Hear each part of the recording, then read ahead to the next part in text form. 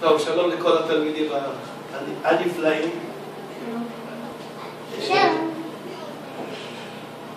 אני בגיל כמעט כמו שלכם, קצת פחות, בגיל 6, עלינו ארצה מתוניס, וכמובן עלינו באונייה, היו פעמיים, עלינו באונייה הראשונה מתוניס לצרפת, ומצרפת כמובן עלינו לארץ, ושיכנו אותנו לא כמו בבתים כמו שאצלכם, במעברה. מה זה מעברה? מעברה זה צריף לעץ קטן, רבע מהמבנה הזה, אין בו לא חשמל, לא מים ולא שירותים. וזה היו ככה כמות כזאת של צריפים כאלה.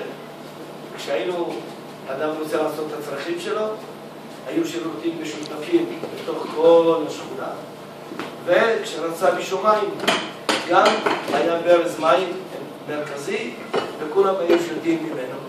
וככה למעשה הגענו המון עולים שבאו ממרוקו, מתוניס, מאלג'יר, ובאו, הורידו אותנו כמובן בטבריה, במעברה בטבריה.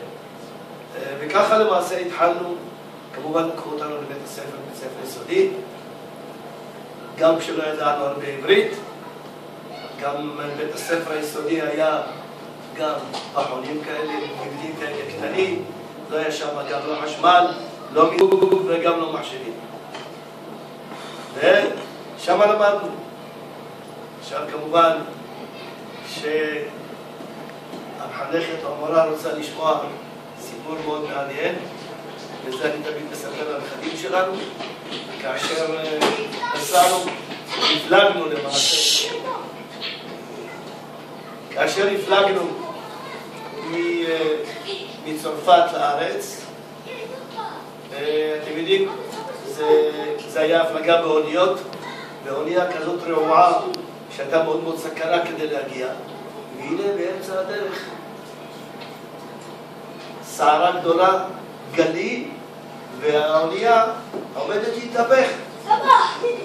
הלבישו אותנו, אני לא אשכח כילד קטן בגיל 6, הלבישו אותנו, אתם יודעים, חגורות הצלה, שבמידה והאונייה תטבע, אז אנחנו פשוט ישימו אותנו בסירות, נראה איך שנוכל להינצל. והייתה מהומה גדולה, הייתה לי סבתא מאוד צדקת, ושאלה, מה המהומה הזאת? מה קרה? אז אמרו לה, תשמעי, האונייה עומדת להתהפך, כי יש גלים בים, וסכנה גדולה. היא אומרת, מה פתאום? אנחנו עומדים להגיע לארץ, צריכים להגיע. ואז היא אומרת, אל תדאגו. היא הולכת, אני זוכר ארגז כזה קטן, היא הוציאה מהארגז העצם של מה? של הזרוע שאנחנו עושים ביד חזקה או בזרוע נטויה בליל הסדר. לקחה את העצם הזה שהיא שמרה של כל פעם, והיא זרקה אותו לים. ואמרה, כמו שבני ישראל יצאו ממצרים ונבקע להם הים ועברו את הים ביבשה והגיעו בריאים ושלמים, ככה אנחנו נזכה להגיע לארץ ישראל. ואני רוצה לומר לכם, זה לא לקח הרבה זמן, לפתע שלווה ודממה, וכולם עמדו המונים, איך יכול להיות שכל הגלים האלה לפתע פתאום הפכו את הים, פתאום התחילו להיות שקט. ואני לא אשכח, הגיע רב החובל, ותגידי, מה את קוסמת? את אומרת איזה נפילה, משהו? היא סיפרה בדיוק את הסיפור הזה, שככה בני ישראל יצאו ממצרים. וזו חוויה שתמיד נשארת אצלנו. וחוויה נוספת, אני זוכר, באנו גם עם הסבא והסבתא, וכשהגענו לחיפה, לנמל, אמרו לנו, איפה אתם רוצים להיות? כרגיל, כל יהודי, איזה עיר הוא מכיר? לא, ירושלים, נכון, ירושלים. אמרנו, אנחנו רוצים להגיע לירושלים. כמובן, שמו אותנו במשאית, אתם יודעים, משאיות זה לא אוטובוסים אפילו, סגרו את המשאית עם ברזנט כזה, אתם יודעים, כזה סגרו, נסענו, הגענו בערך בחצות לילה, שוב למעברה, צריפים כאלה, השאירו אותנו, ואמרו, זה ירושלים. אנחנו מתעוררים בבוקר, חשבנו באמת שזה ירושלים. באים, רואים עוד כמה אנשים שהגיעו לפנינו. אמרו, איפה אנחנו עומדים? אמרו, טבריה, אבל אנחנו ביקשנו לירושלים. אמרו, טוב, עבדו עליכם. אני זוכר, הסבא שלי ז"ל, התכופף, נשק את האדמה, והתחיל לחייך. אז שאלו אותו, מה קרה? ואתה כל כך שמח. אומר, איך אני לא אשמח?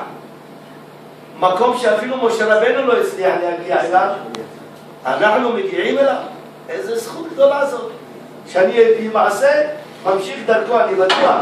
שאני אגיד למשה רבנו, שאם הגעתי לפה, תדע לך איזה זכות אני צריך ללמוד. וזה באמת חוויה שאנחנו תמיד לא שוכחים. בדיוק כמה אהבת הארץ הייתה במקום הזה של כשהגענו, כמובן, ילדים קטנים, אתם יודעים, בלי מים, בלי חשמל, אבל אהבת הארץ הייתה לנו מאוד מאוד גדולה. והדבר האחרון, כדאי שהרב ידע, שכששמו אותי בכיתה א', אז הגענו לשם, זוכר לבית הספר, קראו לזה בית ספר שפירא, אחרי זה הייתה מאוחר, היה חמד, קראו לזה, ונתנו לי סידור תפילה. למה? כי לפני זה אני לקחתי את סידור התפילה שהבאנו מתוניס בבית הספר. אמרו לא, זה לא. אז אני זוכר, זה היה כאילו זה תפילת ציון, או שירי ציון. אני מגיע הביתה, ואבא רואה, אומר לי, מה זה? מה, אנחנו לא יהודים מספיק, שצריכים להחליף לנו סידור תפילה? זאת אומרת, כאב לו שהנה סידור התפילה שהביא מתוניס, שאבא שלו נתן לו, וזה נגיע, ממשיך הלאה, הוא כבר לא מספיק טוב, עושה את זה. וזה באמת הסידור שלמרות הכל, אנחנו שמענו אותו עד היום הזה בנושא הזה. אבל סיפור מאוד מאוד מרגש שאני אספר לכם,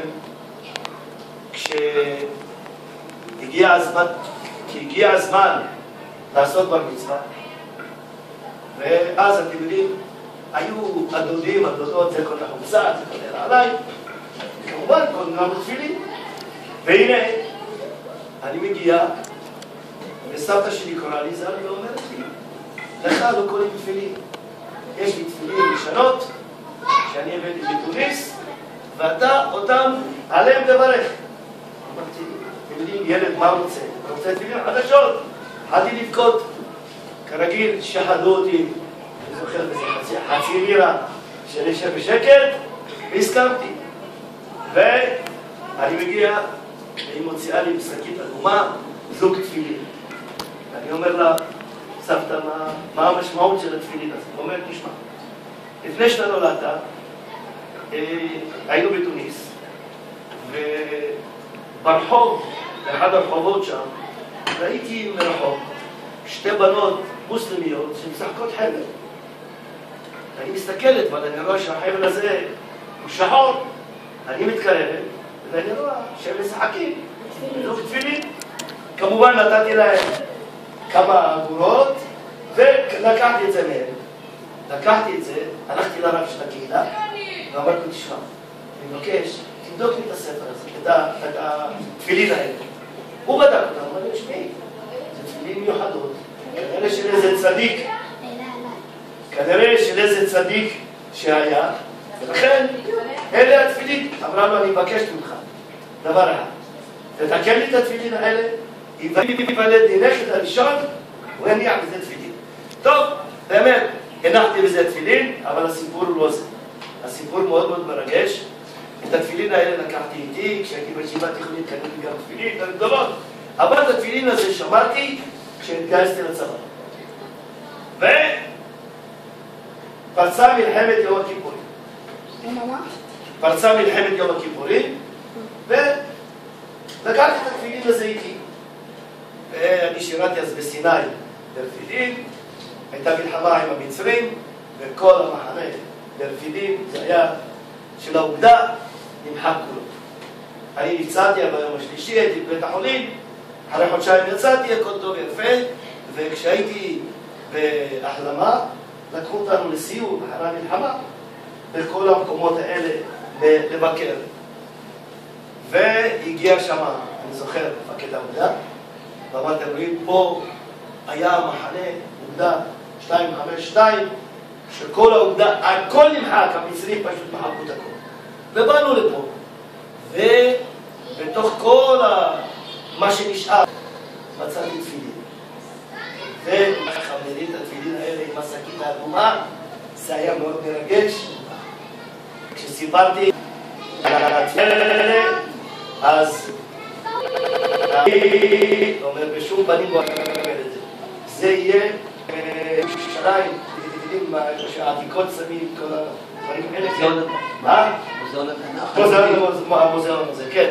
ואז לקחו את זה במוזיאון, זה נמצא עד היום שם, עם הסיפור שהיה, זה התפילין למעשה, שטייל מתוניס עד לארץ ישראל. יש שאלות לתלמידים, אני אשמח לענות. תודה רבה.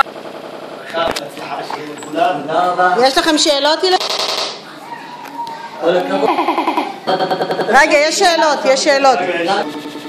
שאלנו לך. בבקשה.